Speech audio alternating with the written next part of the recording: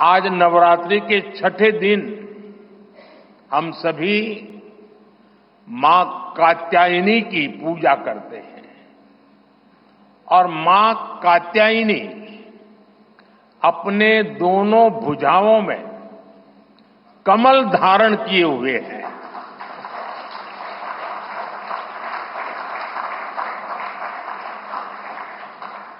ये संयोग भी बहुत बड़ा आशीर्वाद है। इनके सब के साथ सोने में सुहागा आज बाबा साहब आंबेडकर की जयंती भी है।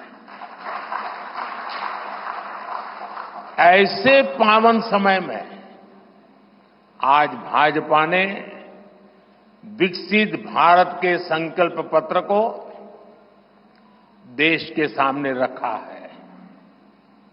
मैं आप सभी को, सभी देशवासियों को बहुत बहुत बधाई देता हूं।